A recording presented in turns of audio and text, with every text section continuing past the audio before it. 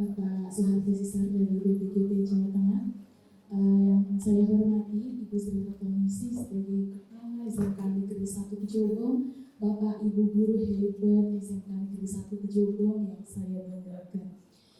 Yang pertama, marilah kita panjatkan puji syukur kehadirat Allah Subhanahu wa Ta'ala. Di siang ini kita masih dengan semangat yang luar biasa, terus belajar dan belajar tanpa lelah, karena memang kita sebagai guru harus selalu semangat belajar, ya. Untuk apa? Untuk bahan kita mengajar juga.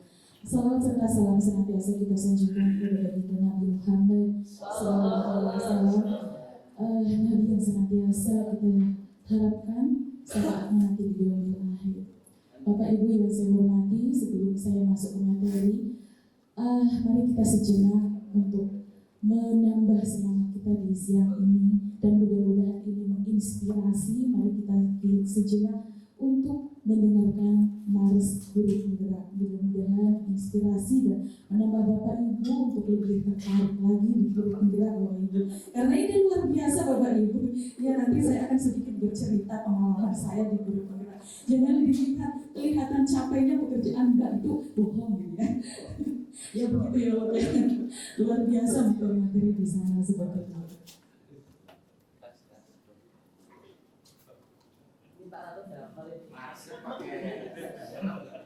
Oh,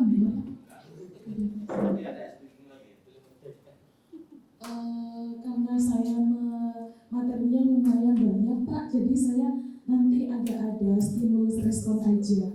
Saya khawatir karena memang kalau saya lihat di rubrik itu ini Pak, masih apa ya, takutnya enggak.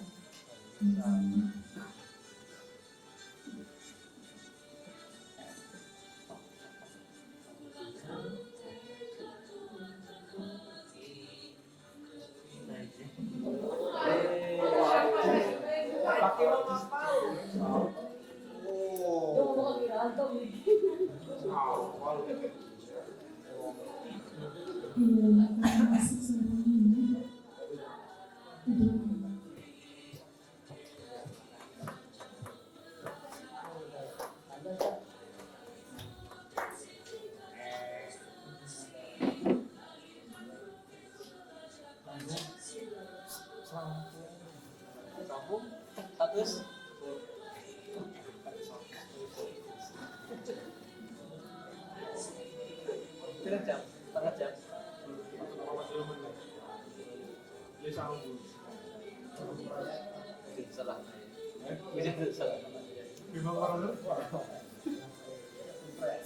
Mengerjakan aksi itu.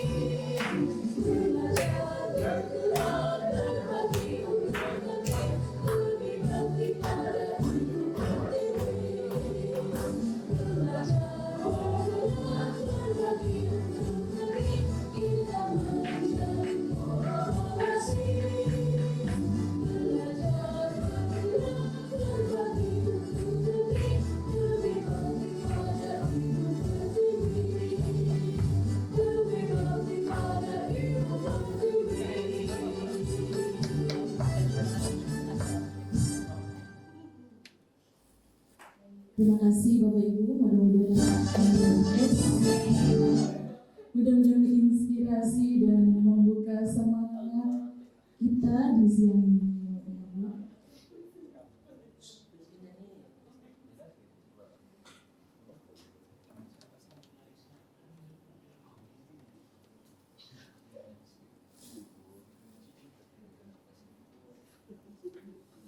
Baik Bapak Ibu, di siang ini saya ingin sedikit berbagi tentang beberapa materi yang saya dapatkan di guru peluang ya.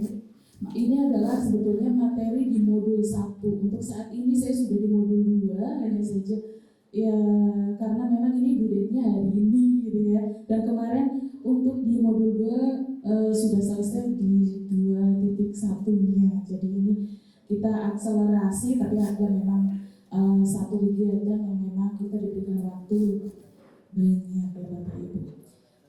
Di sini sebelum kita masuk di materi Bapak Ibu, saya ingin bermain-main bersama, sedikit bermain-main, tapi ada kaitannya dengan apa yang akan kita bahas bersama. Silakan Bapak Ibu dan di kanan atau kiri kita, silakan Bapak Ibu untuk berpasangan, nanti kita akan melakukan sesuatu ya berpasangan ya Bapak Ibu, silahkan Bapak Ibu sebelumnya silahkan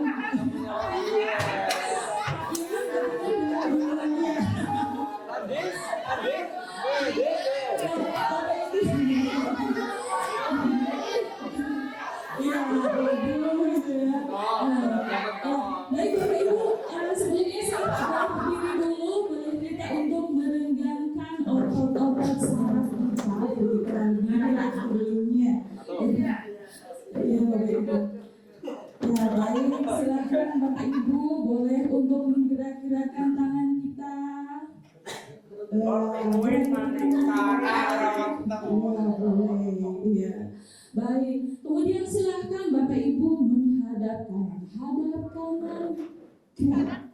Nah, silakan Bapak Ibu untuk menaruh tangan Bapak Ibu. Silakan boleh meminjat-minjat dulu ya. Yang biar kita lebih rileks ya, kita dari pagi kan kita belajar gitu ya.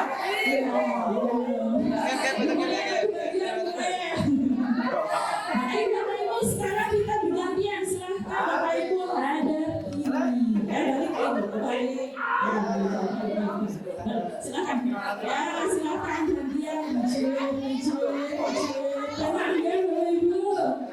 Pena ya. Pena gantian. Luar biasa. Aduh, makan bayi sampai baik. Ya, luar biasa Bapak Ibu. Sekarang itulah ya Bapak Ibu, kita berbagi bukan hanya kita memberi, tapi kita juga mendapatkan gitu ya. Kita dapat, kita juga memberi. Malah dari gue yang di depannya ini kepala juga gitu. Baik Bapak Ibu, sekarang kita silakan Bapak Ibu untuk duduk kembali. Ya, Bapak Ibu silakan untuk duduk kembali dan kemudian Bapak Ibu silakan siapkan secari kertas, boleh kecil kertas sedikit aja nggak apa-apa. Silahkan ditulis di situ sesuatu yang paling berharga di hidup Bapak Ibu. Ya, sesuatu yang paling berharga di dalam hidup Bapak Ibu. Silahkan tuliskan. Boleh emas, boleh berlian, boleh apapun. Mungkin suami yang paling berharga bagi Bapak Ibu. Ya, silahkan boleh dituliskan di kertas kecilnya. Silahkan ditulis. Apa yang paling berharga, yang paling Bapak Ibu cintai di dalam hidup ini? Silahkan boleh. Sudah Bapak Ibu? Sudah? Oh belum, masih mikir apa ini yang paling saya cintai ya? Ya, yang paling saya cintai, yang paling berharga dalam hidup saya. Nah, bilang ya, silahkan. Sudah? Sudah? Ya. Silahkan jika sudah, genggam erat seerat-eratnya kertas tersebut. Kertas tersebut berisi tentang sesuatu yang sangat Bapak Ibu cintai, yang sangat Bapak Ibu merasa berharga. Nah, pegang dengan erat. Nah, sekarang anggaplah yang di sebelah kanan adalah A, pegang erat. Yang di sebelah kanan pegang erat. Yang di sebelah kiri nanti kalian Bapak Ibu berpasangan ya, berhadap-hadapan. Silakan Bapak Ibu boleh berdiri berhadapan. Boleh Bapak Ibu berdiri berhadapan dengan sebelahnya.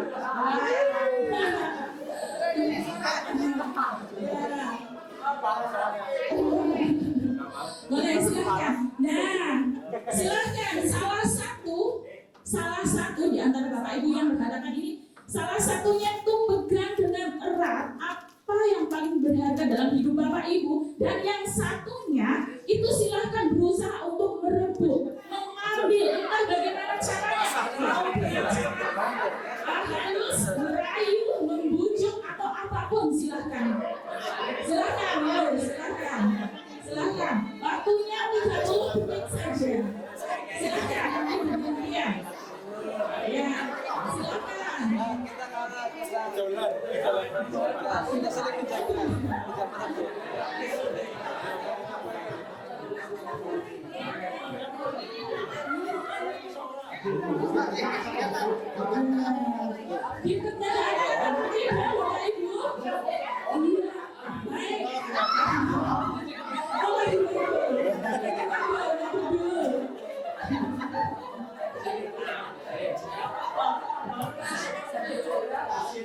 Sudah Bapak Ibu, silakan sekarang bergantian. Yang tadi mengepalkan tangan memegang sesuatu yang berharga, sekarang bergantian pasangannya atau sebelah, dan itu yang memegang, sehingga yang tadi memegang sekarang tinggal membujuk atau meminta apa yang dipegang oleh temannya sebelahnya. Silakan bergantian.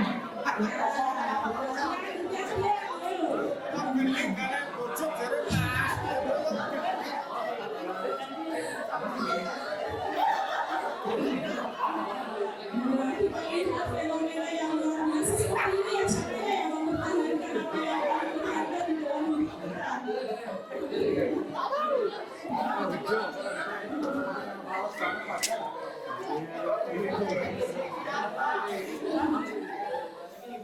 Baik, sudah Bapak Ibu?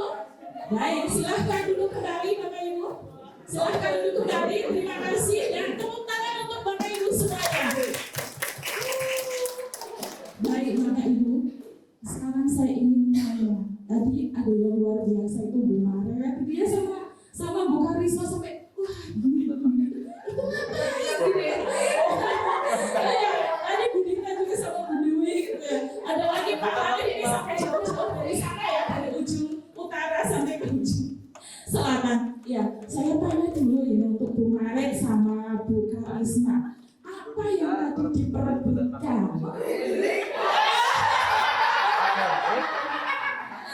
Apa yang diperebutkan? Tadi pertama yang memegang siapa? Oh, Bu Maret dulu. Apa yang paling berharga di dalam hidupnya Bu Maret yang tadi Bu Maret tulis di dalam kertas tersebut? Yang paling berharga adalah keluarga. Wah, keluarga, keren, tepuk tangan dulu. Baik, yang paling berharga adalah keluarga, sehingga jika keluarga Bu Maret ini diambil orang, Bu Maret ini akan berusaha untuk sekuat tenaga bagaimana caranya mempertahankan, begitu Bu? Oh betul. Ya, dengan cara apa Bu kira-kira? Dengan memberikan yang terbaik untuk keluarga. Oh, memberikan yang terbaik untuk keluarga dan tidak akan pernah memberikan ke yang lain, begitu? Baik. Nah, sekarang apa yang dilakukan oleh Bu Karisma tadi untuk mengambil sesuatu yang paling berharga dari Bu Maret? Apa yang Bu Karisma lakukan? Oh, direbut. Oh, gitu ya? Hah? Tapi gak kena. Oh, begitu luar biasanya Bu Maret memperhatikan sesuatu yang sangat berharga dalam hidup kita. Dan itu pasti yang akan dilakukan oleh kita semua. Betul ya Bapak Ibu? Dan ketika tadi bergantian, Bu Karisma pun memegang sesuatu yang paling berharga di dalam hidupnya. Apa Bu Karisma? Anak luar biasa. Jadi ketika anak itu mau diambil orang, mau diambil ayah ataupun anak itu bukan tidak. Pokoknya tidak boleh ya. Bagaimana caranya itu? Diperbolehkan tidak Bu Maret tadi itu? Sama Bu Karisma diperbolehkan tidak? Nggak boleh. Pokoknya nggak sampai dapat gitu. Ya. Oh begitu. Saya penasaran lagi, ini tadi apa yang terjadi yang dilakukan Pak Hanif sama Pak Faiz ini kok malah apa ya, nego sepertinya ya. Tadi apa Pak Hanif? Oh membujuk tapi oh nggak boleh, ternyata sudah berusaha membujuk tapi nggak boleh. Iya. Dan kemudian Pak Hanif tadi sudah melakukan juga ketika sesuatu yang paling berharga di dalam hidup Pak Hanif itu diminta sama Pak Faiz sudah. Oh nggak boleh juga, kenapa? Oh punya saya. Pokoknya itu punya saya gitu barusan Bapak Ibu ada filosofi yang dapat kita ambil, pelajaran yang dapat kita ambil, yaitu bahwa sekarang kita bisa menyimpulkan siapa sih sebetulnya yang bisa mengontrol diri kita. Apakah orang lain bisa mengontrol diri kita? Kira-kira bisa atau tidak Bapak Ibu? Oh, tidak gitu ya. Pokoknya kita akan mempertahankan sesuatu yang paling berharga di dalam hidup kita. Dan yang paling berharga di dalam hidup kita yang tahu.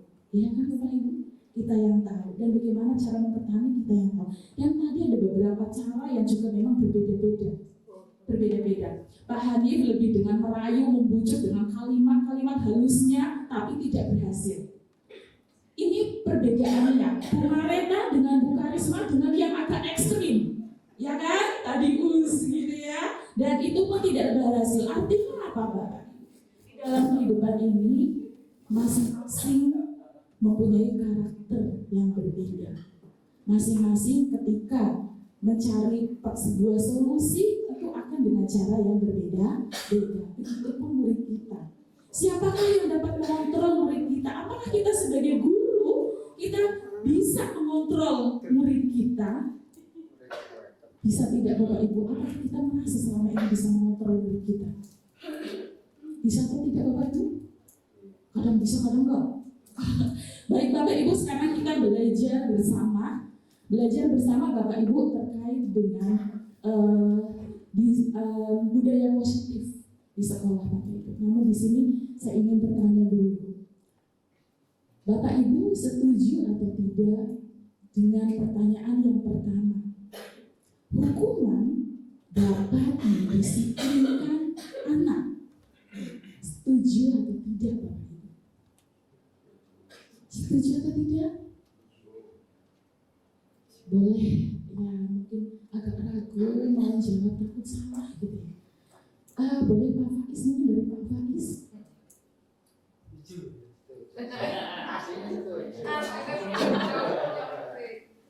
Ya, kalau pendapat saya terkait pertanyaan utama, setuju atau tidak ya berupa hukuman dapat mendisiplinkan anak, saya kurang setuju. Alasannya karena seperti tadi diperbaiki bahwa disiplin itu sendiri kan yang bisa mengendalikan atau yang bisa mengontrol itu diri si anak itu sendiri. Makanya dengan anak memahami apa itu makna disiplin, insya Allah tidak perlu ada hukuman, dia sudah sadar dengan sendirinya. Gitu.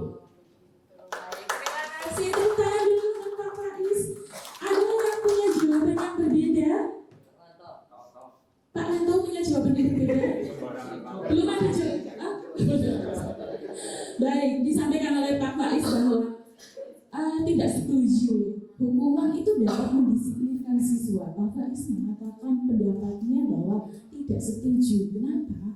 Karena sesuai dengan yang tadi kita lihat, kita belajar bersama bahwa yang bisa mengontrol diri kita itu kita sendiri. Begitupun dengan siswa kita.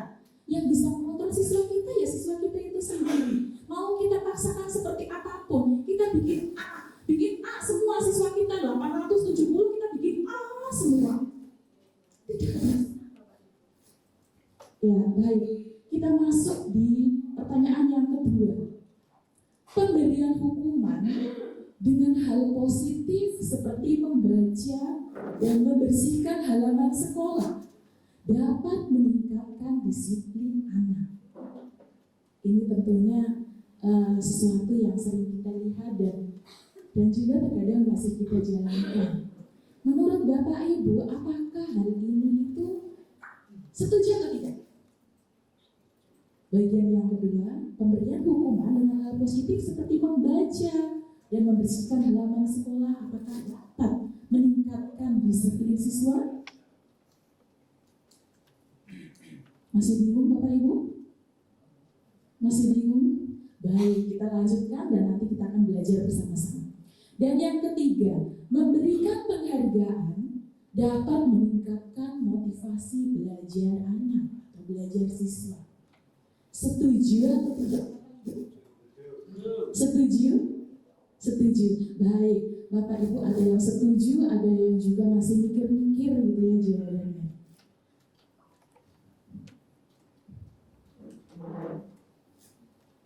Baik Bapak Ibu, ini materi yang akan kita pelajari di siang ini. Yang pertama adalah disiplin positif dan nilai-nilai kebajikan universal. Yang kedua adalah teori motivasi, hukuman, penghargaan, dan restitusi. Yang ketiga adalah tentang keyakinan kelas. Yang keempat, kebutuhan dasar manusia dan dunia berkualitas. Yang kelima adalah restitusi dengan 5 posisi kontrol dan restitusi dengan segitiga restitusi di bagian ini. Baik, apa yang kita tadi pikirkan, setuju tidak setuju, nanti kita akan bisa kesimpulannya secara bersama. Baik, kita masuk di bagian yang pertama di sini, disiplin positif dan nilai-nilai kebajikan universal. Di sini Bapak Ibu, kita melihat sebuah paradigma, perubahan paradigma teori kontrol atau teori pilihan atau ilusi kontrol. Apa yang tadi sudah Bapak Ibu praktekkan? Di sana ada sebuah filosofi tentang kontrol. Dan di sini yang kita lihat adalah yang pertama, ilusi guru mengontrol murid. Mungkin kita itu masih berpikir bahwa kita itu bisa mengontrol murid. Namun setelah kita pikir lagi ternyata kita tidak bisa. Kenapa? Karena memang yang bisa mengontrol murid itu yang murid itu sendiri. Seperti diri kita. Yang bisa mengontrol diri kita adalah diri kita sendiri. Dan yang kedua, industri bahwa kritik dan membuat orang merasa bersalah itu dapat menguatkan karakter. Ini adalah yang terjadi dan yang sering muncul. Yang ketiga, ilusi bahwa semua penguatan positif, efektif, dan bermanfaat. Padahal kalau kita telah lagi, terkadang kita menemukan suatu tindakan yang memang itu hal yang positif namun tidak tepat sasaran. Yang keempat adalah ilusi bahwa orang dewasa memiliki hak untuk memaksa. Ini juga kadang-kadang saya sendiri mengakui Bapak Ibu bahwa saya terkadang melakukan hal itu, baik ke anak kandung saya dan kadang-kadang ke siswa saya. Dan dulu jauh sebelum saya mengenal guru penggerak ini, terkadang ada kalanya saya juga marah Bapak Ibu. Ketika kadang-kadang saya juga tidak sadar membandingkan antara kelas 1 dengan kelas yang lainnya. Dan saya ketika di guru penggerak ini saya sadar ternyata apa yang saya lakukan itu salah. Banyak hal yang dipelajari di guru penggerak ini Bapak Ibu. Saya berharap mudah-mudahan Bapak Ibu itu menyusul belajar bersama di guru penggerak. Tidak usah takut dengan tugasnya karena tugas itu pasti selesai. Karena di sana itu ada pembimbing yang luar biasa di setiap tahapan. Namun di sini yang paling penting adalah proses perubahan bagi diri kita yang nantinya adalah kita akan bisa merubah pola pikir, paradigma dan pada akhirnya kepada murid kita.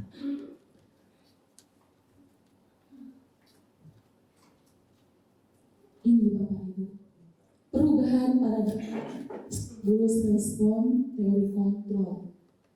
Siapa sesungguhnya yang memiliki kontrol?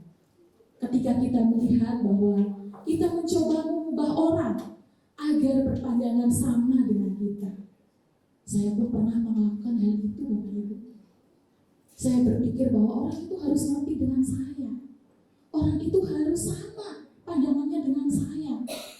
Namun itu hanya angan-angan saya. Itu hanya ilusi saya. Yang terjadi adalah tidak ada satu orang pun yang bisa mengontrol orang lain selain orang itu sendiri. Dan di sini teori kontrol pilihannya adalah kita harus bagaimana Bapak Ibu? Berarti yang harus kita lakukan adalah kita berusaha memahami pandangan orang lain tentang dunia. Karena memang kita berbeda, tidak bisa disamakan. Orang lain tidak mengerti dengan kita. Kita pun sama, kadang kita tidak mengerti dengan orang lain. Kadang orang lain menganggap kita salah, kita pun sama. Kadang kita menganggap orang lain itu salah. Namun pada dasarnya Bapak Ibu, kita itu punya pandangan masing-masing. Dan kita harus melihat dari sudut pandang yang bermacam-macam. Kemudian kita lihat Bapak Ibu, terkadang perilaku buruk dilihat sebagai suatu kesalahan. Kadang kita melihat siswa melakukan perilaku yang buruk, kita menjustis, kita mengatakan si ini salah, si ini salah, si ini salah, Bapak Ibu. Namun kadang kita lupa menanyakan kenapa hal itu dia lakukan. Dan di sini apa yang harus kita lakukan, Bapak Ibu? Kita harus menyadari bahwa semua perilaku itu memiliki tujuan. Kemudian Bapak Ibu, kadang kita berilusi bahwa orang lain itu bisa mengontrol saya karena dia atasan saya, karena dia kepala sekolah saya, karena dia pengawas saya, dia apanya saya. Kadang kita berpikir demikian, Bapak Ibu. Namun sesungguhnya yang terjadi adalah hanya kita yang bisa mengontrol diri kita, atau hanya Anda yang bisa mengontrol diri Anda. Semuanya kembali pada Anda.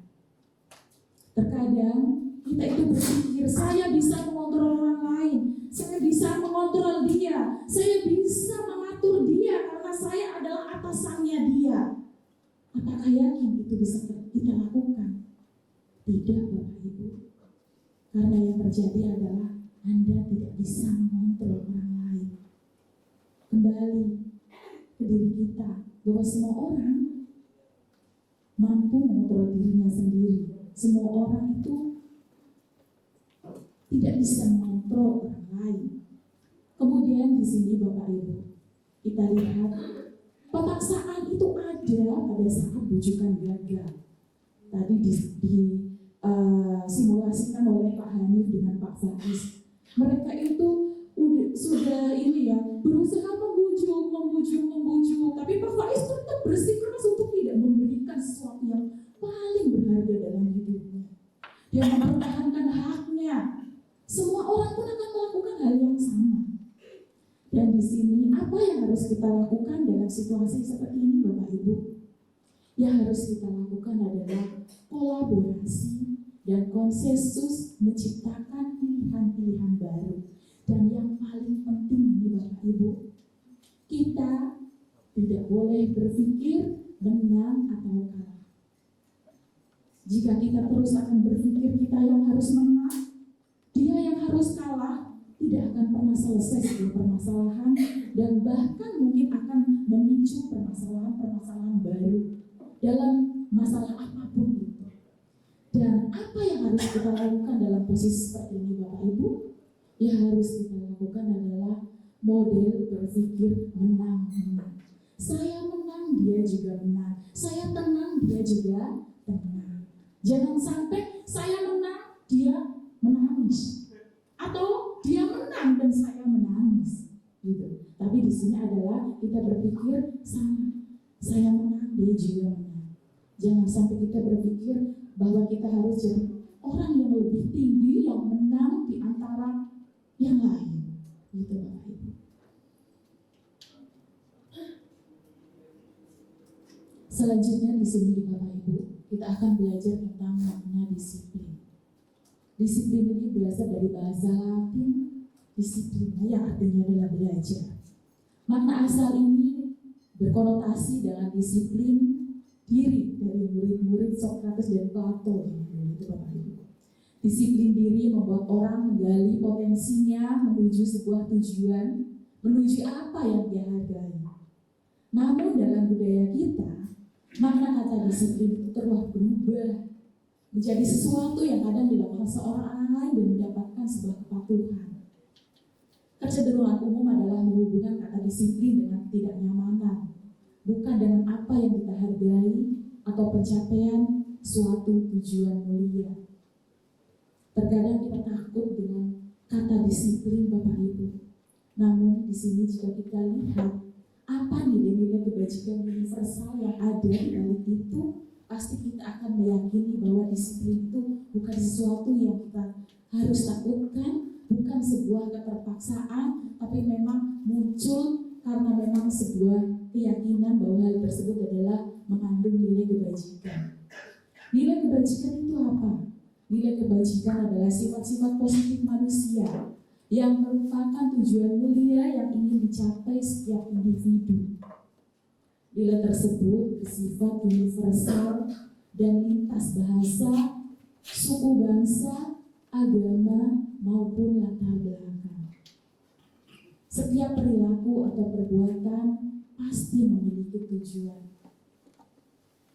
Di sini dikatakan oleh Dr. William Blazer pada teori kontrol pada tahun 1984. Dengan mengaitkan nilai-nilai kebajikan yang diyakini seorang, maka motivasi intrinsiknya akan terbangun Bapak Ibu, sehingga memberikan motivasi dari dalam untuk dapat mencapai tujuan mulia yang diinginkan. Ini pernyataan dari Dean Goosen pada tahun 1998. Dan nilai-nilai kebajikan yang ingin dicapai oleh setiap anak di Indonesia kita kenal dengan profil pelajar Pancasila. Tadi kita sudah belajar bersama seperti apa profil belajar Pancasila, seperti apa penerapannya, seperti apa proyeknya. Tadi kita sudah belajar dengan Bapak narasumber yang sangat luar biasa, Bapak Suharto Zisa dari BPI Jawa. Dan mudah-mudahan kita segera bisa mempraktekannya dengan lebih maksimal lagi. Dan kemudian di sini terkait dengan beriman, bertakwa kepada Tuhan Yang Maha Esa dan berakhlak mulia. Kemudian mandiri, bernalar kritis, berkebinekaan global, bergotong royong, dan juga kreatif.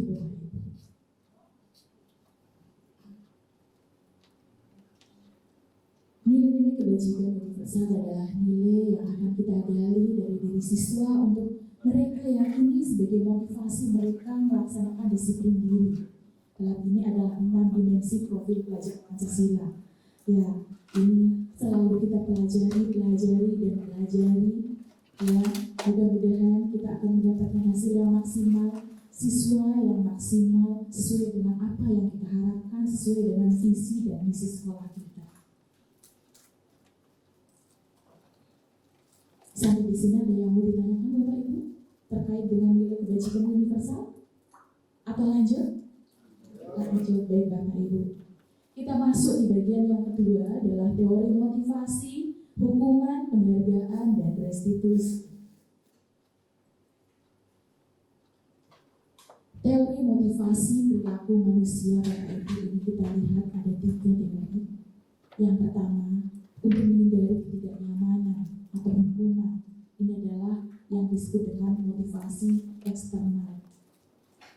Kemudian yang kedua, jika kita, ya Bapak Ibu, berpikir bahwa motivasinya adalah untuk mendapatkan imbalan dari orang lain atau institusi, atau ini masuk dalam motivasi eksternal. Mungkin kita akan berpikir, apa yang akan saya lakukan? Apa yang akan saya dapatkan apabila saya melakukannya? Jadi kita berpikir imbalannya. Ini masuk dalam motivasi eksternal.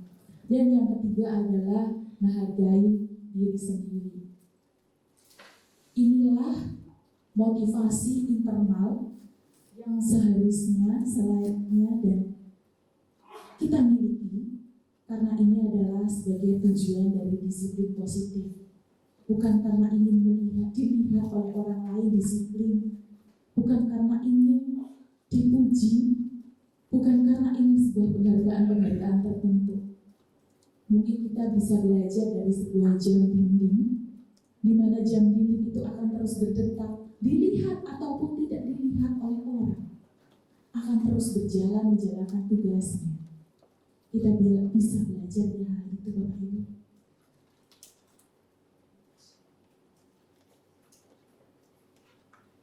Selanjutnya Bapak Ibu, kenapa hal itu harus kita pelajari Bapak Ibu?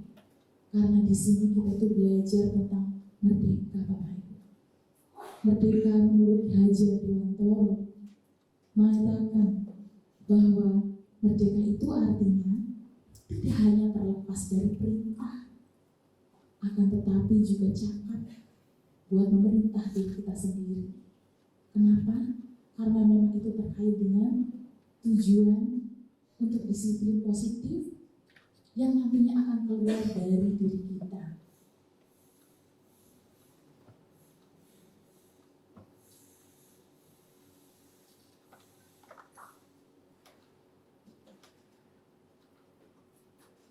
Baik Bapak Ibu.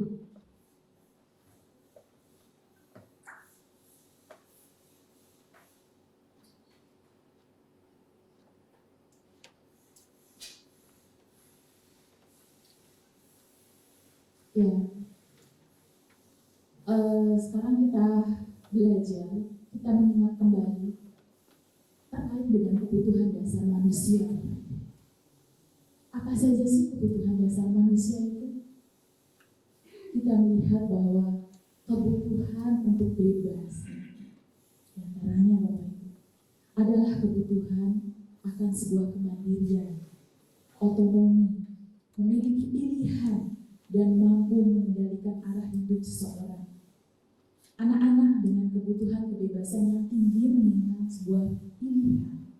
Mereka perlu banyak bergerak, suka mencoba-coba, tidak terlalu terpengaruh dengan orang lain, dan mencoba hal baru yang menarik. Dan kita bisa lihat siswa-siswa kita pun melakukan hal itu. Anak-anak kita di rumah pun melakukan hal itu. Karena itu adalah memang sebuah kebutuhan untuk bebas Bapak Ibu. Kita tidak bisa mengontrol mereka untuk harus melakukan A. Kita tidak bisa mengontrol mereka untuk tidak menggunakan HP. Tidak bisa Bapak Ibu. Kembali lagi yang mengontrol diri mereka adalah mereka sendiri. Kenapa? Di sini ada satu kebutuhan untuk bebas. Mereka pun pasti punya tujuan-tujuan tertentu yang terkadang memang berseberangan pikiran dengan kita.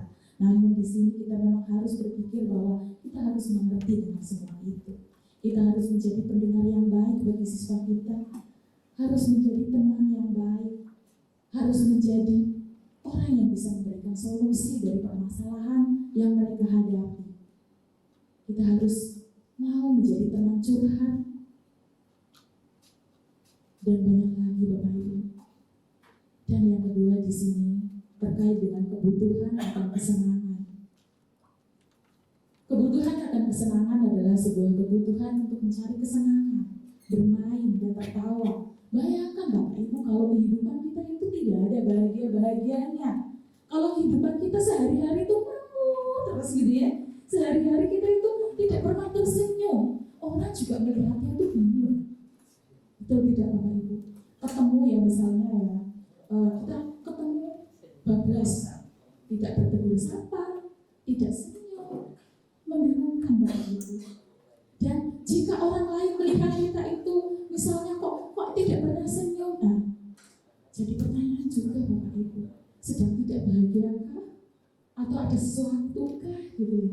Namun di sini kita itu setiap orang mempunyai sebuah kebutuhan akan kesenangan, mencari sebuah kesenangan sesuai dengan minat dari kita. Dan juga kita butuh bermain Bapak Ibu, butuh bermain dan juga butuh tertawa. Seperti tadi Bapak Ibu sudah melakukan pici-pici dengan anak sebelahnya gitu ya. Sudah bermain-main dengan sebuah kertas yang ditulisi sebuah sesuatu yang sangat berharga dalam hidup Bapak Ibu. Kemudian di sana Bapak Ibu tertawa. Di sana Bapak Ibu bermain dan tertawa. Begitu siswa kita Bapak Ibu. Siswa kita pun butuh itu. Itulah kenapa dulu Ki Hajar Dewantoro itu pertama untuk pada saat beliau itu membuat atau ketika mulai membuat sekolah itu dinamakan taman siswa, karena memang diharapkan sekolah itu taman, tempat bermain, tempat berbahagia bersama, belajar bersama, tapi belajarnya juga dengan bahagia. Jadi jangan sampai kita itu menciptakan sebuah taman, tapi justru ketika siswa sampai ke sekolah, pikirannya adalah saya terkerangkeng ya, selama 8 jam, 10 jam, saya itu terkunci, terkerangkeng atau terpenjara ya. Jangan sampai nanti siswa kita berpikir seperti itu, sehingga bagaimana caranya kita itu harus membuat suasana yang menyenangkan Bapak Ibu.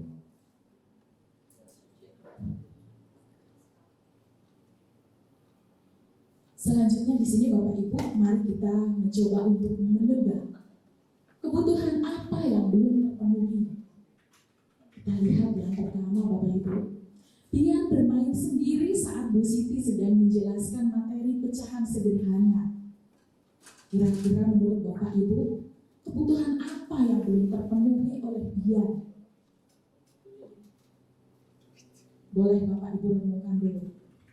Yang kedua, Dayu mendapat nilai 90, kemudian mengejek Edo yang mendapat nilai 60. Ini sangat sering terjadi Bapak Ibu. Bahkan kemarin saya itu menemukan 2 siswa yang sampai nangis. Salah satunya nangis karena itu berawal dari ejek-ejekan nilai. Makanya itu ketika saya men-share nilai murni itu saya sampaikan. Ya, saya sampaikan bahwa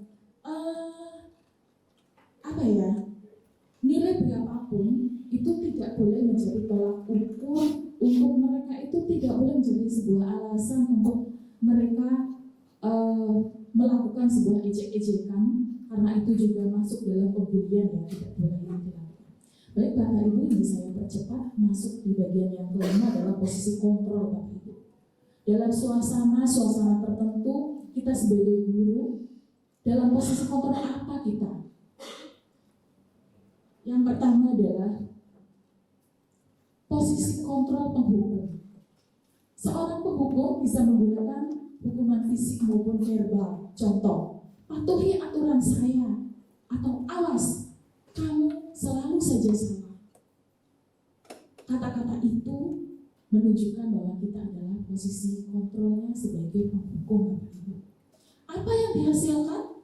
Kemungkinan murid itu akan marah Bapak Ibu, akan mendendam dengan kita, atau bersifat agresif. Mungkin ketika di depan kita, dia itu tidak akan berani melakukan apa-apa, tapi dia bisa jadi akan melakukan hal-hal untuk pelampiasan di tempat yang lain. Bisa jadi ketika sudah kembali duduk, murid tersebut tidak akan mencoret-coret bukunya atau meja tulisnya, atau lebih buruk lagi ketika pulang sekolah, murid tersebut itu melihat motor atau mobil bapak ibunya, kemudian menggores-gores kendaraan tersebut dengan paku atau apapun sebagai bentuk pelampiasan Bapak Ibu. Kemudian yang kedua di sini, kontrol guru sebagai pembuat merasa bersalah. Pada posisi ini biasanya guru akan bersuara lebih lembut Bapak Ibu. Pembuat rasa bersalah akan menggunakan keheningan yang membuat orang lain merasa tidak nyaman, bersalah atau rendah diri. Dan biasanya kata-kata yang keluar dengan lembut itu seperti, ibu sangat kecewa sekali dengan kamu. Berapa kali Bapak harus memberitahu kamu ya? Atau gimana coba? Kalau orang tuamu tahu kamu berbuat begini, pernah nggak Bapak Ibu kita menyampaikan hal ini terhadap siswa kita? Di posisi ini murid akan memiliki penilaian diri yang buruk tentang diri mereka. Murid merasa tidak berharga dan merasa telah mengecewakan orang-orang yang disayanginya. Sehingga hasilnya adalah siswa merasa gagal dan guru merasa rendah diri. Selanjutnya adalah posisi teman Bapak Ibu. Guru pada posisi ini tidak akan menyakiti murid, namun akan tetap berupaya mengontrol murid melalui persuasi. Posisi teman pada guru bisa negatif ataupun positif. Positif di sini berupa hubungan baik yang terjadi antara guru dan murid. Guru di posisi teman menggunakan hubungan baik dan humor untuk memarahi seseorang. Contoh kalimatnya, ayo bantulah demi Bapak ya. Ya, kali ini tidak apa-apa, nanti ibu bantu bereskan, misalnya seperti itu. Ini adalah posisi teman. Pada posisi ini murid itu akan merasa senang dan akrab dengan guru Bapak Ibu. Ini termasuk dengan dampak yang positif. Hanya saja di sisi negatif murid itu akan tergantung pada guru tersebut. Bila ada yang masalah, dia pasti akan mencari guru tersebut untuk membantunya Bapak Ibu. Selanjutnya di sini adalah posisi pemantau. Pemantau berarti mengawasi. Pada saat kita mengawasi, kita bertanggung jawab atas perilaku orang-orang yang kita awasi.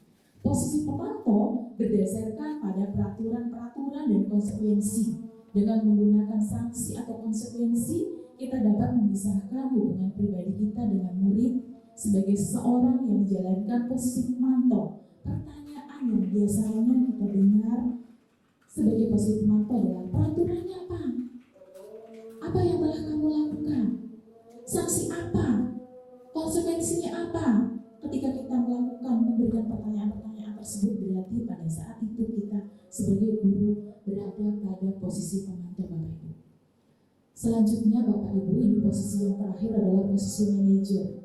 Di posisi manajer ini adalah posisi di mana guru berbuat sesuatu bersama dengan murid, mempersilahkan murid bertanggung jawab tentang perilakunya, mendukung murid agar dapat menemukan solusi atas permasalahannya sendiri. Seorang manajer telah memiliki keterampilan di posisi teman maupun pemantau. Dalam posisi ini, guru mengajak siswa untuk memahami kesalahannya, memahami alasannya, menanyakan keyakinan siswa apa itu benar atau salah, kemudian mengajak siswa untuk memperbaiki kesalahan di masa yang akan datang.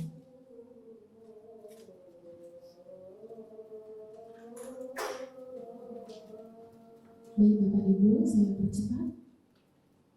Selanjutnya kita terkait dengan segitiga restitusi Bapak Ibu. Segitiga restitusi adalah sebuah proses menciptakan kondisi bagi murid untuk memperbaiki kesalahan mereka, sehingga mereka bisa kembali pada kelompok mereka dengan karakter yang lebih kuat. Itu yang dikatakan oleh Gozi pada tahun 2004 dalam LMS Guru Menggerak modul 1.4 Budaya Positif pada tahun 2021. Dan itu masih kami gunakan saat ini. Kapan dilakukan Bapak Ibu? Hal itu dilakukan saat kita merasa murid kita itu melakukan sebuah kesalahan dan melanggar keyakinan kelas yang disepakati. Disinilah pentingnya dibuat sebuah keyakinan kelas, Bapak Ibu. Adapun untuk pembuatan keyakinan kelas selama ini Bapak Ibu sudah mempraktekkan, di Bapak Ibu di sini tidak akan saya sampaikan lagi atau saya skip Bapak Ibu. Langkah-langkahnya saja nih Bapak Ibu, karena menurut saya ini penting untuk kita ketahui dan juga penting untuk kita laksanakan. Bagaimana caranya kita menerapkan segitiga restitusi. Langkah-langkahnya seperti apa? Apa yang harus kita lakukan terhadap murid kita ketika melakukan sebuah kesalahan? Di sini yang pertama yang dilakukan oleh guru adalah menstabilkan identitas. Di sini untuk membuat anak yang merasa gagal karena berbuat salah menjadi positif terhadap dirinya. Kata yang bisa kita gunakan, beberapa kata di sini saya contohkan Bapak Ibu. Berbuat salah itu hal yang manusiawi, dan selanjutnya Bapak Ibu bisa mengerti. Tidak ada manusia yang sempurna. Ini adalah kata kuncinya Bapak Ibu. Beberapa ini saya contohkan saja, nanti materi bisa saya share jika Bapak Ibu berkenan. Selanjutnya adalah validasi kebutuhan. Membantu murid mengenali basic need atau kebutuhan dasar yang ingin dipenuhinya ketika melakukan kesalahan itu. Di sini contoh kalimat yang bisa digunakan adalah, kamu bisa saja kan melakukan hal yang buruk, tapi kamu tidak melakukannya kan? Dan kamu bisa punya alasan mengapa melakukannya. Ini Bapak Ibu beberapa kata yang bisa kita gunakan Bapak Ibu. Selanjutnya adalah menanyakan sebuah keyakinan. Anak melihat kesalahannya dihubungkan dengan norma sosial dan nilai-nilai mendasari manusia berinteraksi dengan orang lain. Kata yang bisa kita gunakan, saya contohkan di sini. Apa nilai yang kita percaya di kelas atau sekolah kita? Nilai-nilai universal apa yang telah kita sepakati, sehingga di sini akan mengajak kepada siswa mengingat kembali sebuah kesepakatan yang sudah dibuat.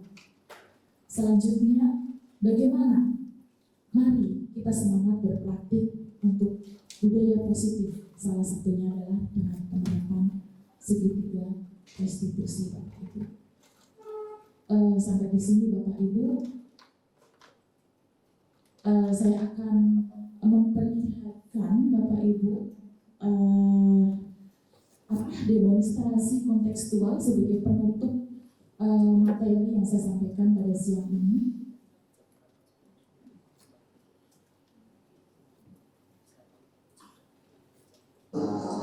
Assalamualaikum warahmatullahi wabarakatuh. Perkenalkan, saya Nur Hamiah dari SMK Negeri 1 Jogo, Kabupaten Purbalingga, Provinsi Jawa Tengah. Pada video kali ini kita akan melihat bagaimana penerapan segitiga restitusi pada dua kasus. Salam segitiga restitusi. Waalaikumsalam. Ya, ini salah satu tugas Ini ada apa? Izin laporkan tadi dikasih ada kegaduhan Bu. Oh, begitu. Itu Tadi di putri itu yang di salah satu kelas sampai nangis. sampai nangis. Oh gitu. Sekarang putri di mana? Sekarang kita ada di kelas Bu. Oh gitu, baik. Boleh Bunda minta tolong untuk panggilkan putri ketemu Bunda di sini? Oke, terima kasih Kaki. Ya, Izin lanjut dulu ya. iya siap. Terima kasih. Sama-sama Bu. Waalaikumsalam. Silakan Putri, silakan duduk. Itu. Ya, Jadi apa kabar Putri? Baik, sehat. Alhamdulillah, alhamdulillah. penerapan ya Bapak Ibu, salah satu contoh penerapan segitiga restitusi. Nanti saya share Bapak Ibu, nanti bisa untuk dilanjutkan karena waktunya sudah habis ternyata ya. Masih ada materi-materi yang lain yang akan disampaikan nanti oleh Bapak Suharto Sisa. Demikian Bapak Ibu, ada yang mau ditanyakan? Tidak ada? Tidak ada. Baik Bapak Ibu, saya ucapkan terima kasih atas antusiasnya Bapak Ibu untuk belajar bersama di siang ini. Mohon maaf jika ada salah kata atau tutur kata yang kurang berkenan di Bapak Ibu. Selamat berbahagia dan selalu semangat Bapak Ibu untuk terus belajar dan berinovasi. Demikian Bapak Ibu, saya akhiri. Assalamualaikum warahmatullahi wabarakatuh.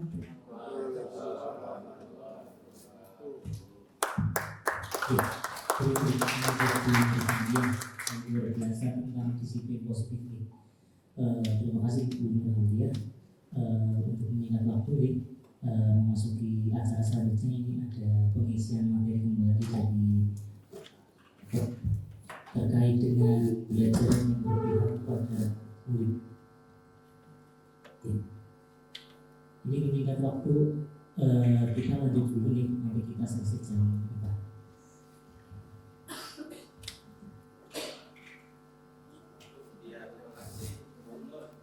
Tepuk dulu lagi.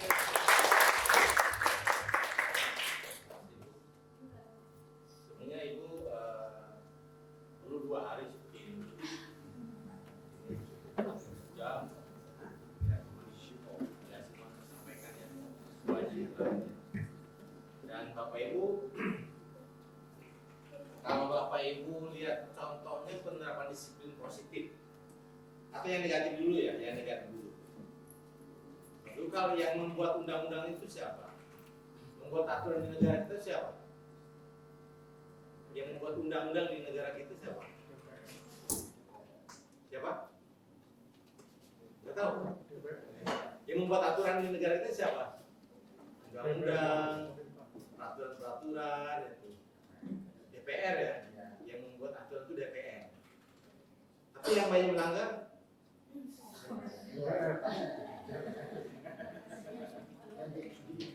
itu ada juga istilah aturan itu dibuat untuk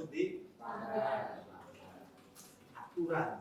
Tapi Bapak Ibu, salah satu tugas guru di guru penggerak itu adalah memfasilitasi kesepakatan kelas di awal pembelajaran. Bukan memberikan kesepakatan kelas, bukan menuliskan kesepakatan kelas, tapi memfasilitasi siswa membuat kesepakatan kelas. Sehingga yang membuat kesepakatan kelas, aturan kelas siapa? Siswa. Ya. Beda dengan kalau misalkan anak-anak masuk sekolah, masuk kelas, aturannya sudah dibuat oleh sekolah, oleh wali kelas di papan tulis atau di dinding dipasang. Kan ini aturan kelas, tanda tangan oleh kepala sekolah. Orang tua untuk pertama masuk sini dikasih kertas ini aturan, buk tempel, kemeterai, tanda tangan. Mau nggak orang tuanya? Nah itu bagian dari disiplin. Disiplin apa itu? Positif bukan Bapak Ibu? Kalau orang tua dikasih aturan di kertas lembar, kemudian suruh baca, suruh tampil meterai, suruh tanda tangan, itu aturan positif bukan? Bukan ya. Itu pemaksaan itu pemaksaan ya.